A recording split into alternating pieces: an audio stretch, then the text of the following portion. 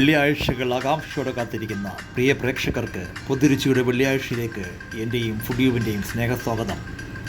രുചികരമായ ഒരു വിഴിഞ്ഞം സ്റ്റൈൽ ചിക്കൻ പെരട്ടാണ് ഞാനിന്ന് നിങ്ങളിലേക്ക് എത്തിക്കുന്നത്.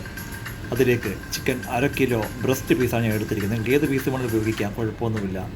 പക്ഷേ ഒരു വെറൈറ്റിക്ക്, ഒരു വ്യത്യസ്തതയ്ക്ക് വേണ്ടിയാണ് ഞാൻ ഈ ബ്രസ്റ്റ് പീസ് ഉപയോഗിച്ചിരിക്കുന്നത്. നമുക്കൊന്ന് മാരിനേറ്റ് ചെയ്യാം. 1/2 ടീസ്പൂൺ മഞ്ഞൾപ്പൊടി ചേർത്തിരിക്കുന്നു.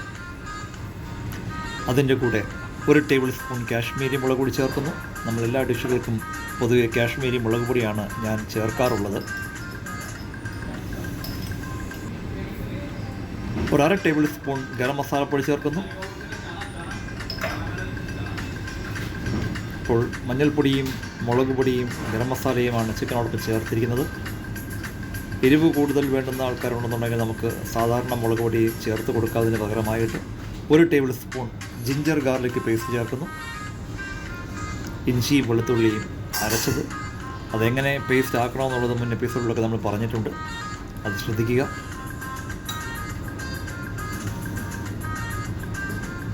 എന്തിനും പോകുന്ന ഉപ്പ് നമ്മുടെ ആവശ്യത്തിന് ചേർക്കുന്നു. നമ്മൾ കറിയിൽ ഇനി വേറെയും ചേർക്കേണ്ടി വരും, അതുകൊണ്ട് കണക്കാക്കി മാത്രം ഉപയോഗിക്കുക.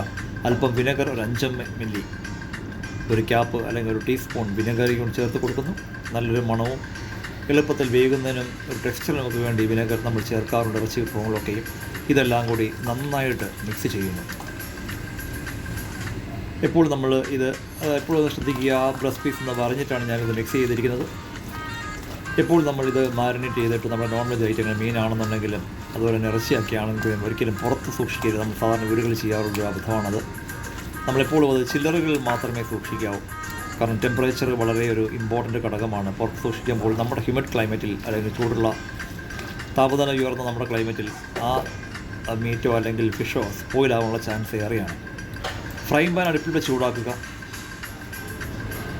അതിലേക്ക് ഒരു 50 ml 50 മില്ലി വെളിച്ചെണ്ണ, നമ്മുടെ സ്വന്തം കേരളത്തിൻ്റെ നാളികേരത്തിൻ്റെ എണ്ണ ചേർത്ത് കൊടുക്കുന്നു, ചൂടാക്കുന്നു. ഈ വക പ്രൊസീജിയേഴ്സ്, മെത്തേഡ്സ് ഒന്നും വ്യത്യസ്തമല്ല. ഇതെല്ലാം നമ്മൾ പല പല ഡിഷുകൾക്കും നമ്മൾ ഇതിനു മുമ്പും ചെയ്തിട്ടുണ്ട്, ഇപ്പോഴും ചെയ്തുകൊണ്ടിരിക്കുന്നതുണ്ട്. ഇതൊക്കെ സാധാരണ തന്നെയാണ്. പക്ഷേ അതിൽ തന്നെ എങ്ങനെ വ്യത്യസ്തമായ ഒരു ഡിഷ് ക്രിയേറ്റ് ചെയ്യാം, അല്ലെങ്കിൽ നാട്ടുരുചികൾ എങ്ങനെ വളരെ എളുപ്പത്തിൽ നമ്മളുടെ അടുക്കളകളിൽ തയ്യാർ ചെയ്യാം എന്നുള്ളതാണ് നമ്മുടെ വീഡിയോയിലെല്ലാം തന്നെ ഞാൻ നിങ്ങളിലേക്ക് എത്തിക്കുന്നത്, നിങ്ങളെ കാണിക്കുന്നതൊക്കെ. വെളിച്ചെണ്ണ ചൂടായതിനു ശേഷം നമുക്ക് 1 ടീസ്പൂൺ കടുക് താളിക്കാം. നമ്മൾ ഏതൊരു കറിക്കും ചെയ്യുന്നത് പോലെ തന്നെ.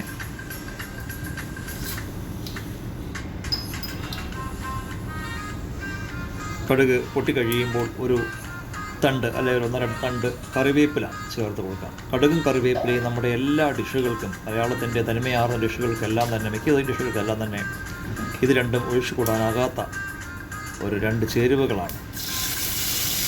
അപ്പോൾ കടുകും കറിവേപ്പിലയും താളിച്ചതിന് ശേഷം കരിഞ്ഞു പോകരുത്.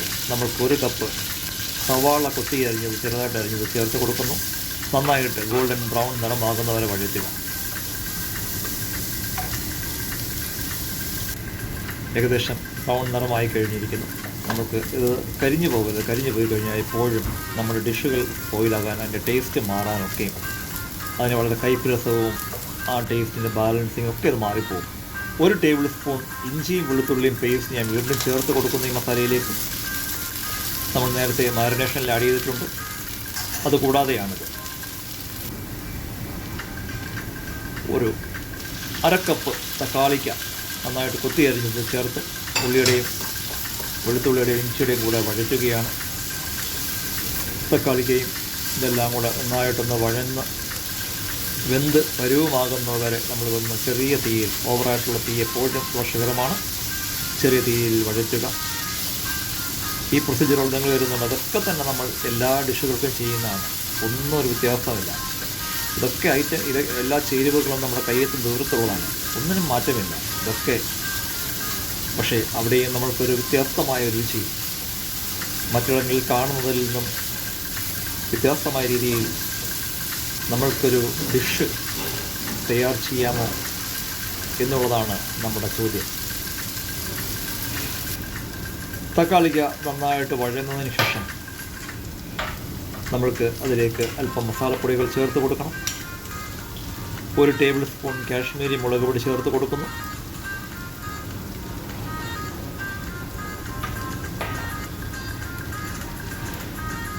നമ്മൾ നേരത്തെ മാരിനേഷനിൽ നമ്മൾ മുളക് പൊടി ചേർത്തിട്ടുണ്ട്. അത് കണക്കാക്കി വേണം നമ്മൾ എപ്പോഴും ഇത് ഉപയോഗിക്കാം. പക്ഷേ ഒരു സ്റ്റാൻഡേർഡ് രീതിയിൽ ഒരു ടേബിൾ സ്പൂൺ ഇതിലേക്ക് ഞാൻ ആഡ് ചെയ്യുന്നു. ഒരു 1/2 ടേബിൾ സ്പൂൺ ഗരം മസാലപ്പൊടി ചേർത്ത് കൊടുക്കുന്നു. അതിൻ്റെ കൂടെ ഒരു 1/2 ടേബിൾ സ്പൂൺ പെരുംജീരകത്തിൻ്റെ പൊടിയും ചേർത്ത് കൊടുക്കുന്നു. അപ്പോൾ ഇത് 3 മസാലക്കൂട്ടുകൾ മാത്രമേ നമ്മൾ ഈ ഗ്രേവിയിൽ ഇപ്പോൾ തൽക്കാലം ചേർക്കുന്നുള്ളൂ.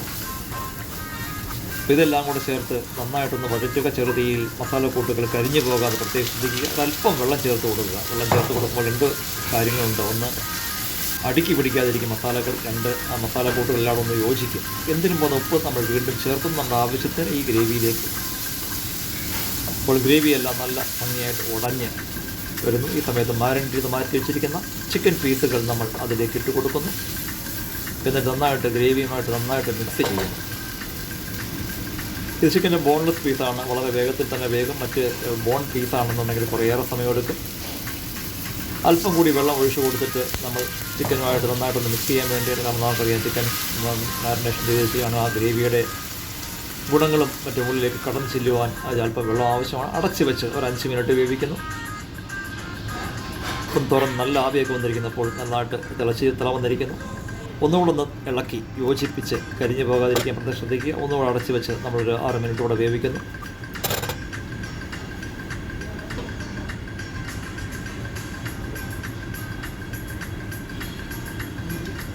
ഇപ്പോൾ ചിക്കൻ ഏകദേശം വെന്ത് കഴിഞ്ഞ് നമുക്ക് ആ ചാറ് ഒന്ന് പുരട്ടിയെടുക്കാം. ചിക്കൻ പുരട്ടെന്ന് പറയുമ്പോൾ ഒരുപാട് ചാറുണ്ടാകില്ല.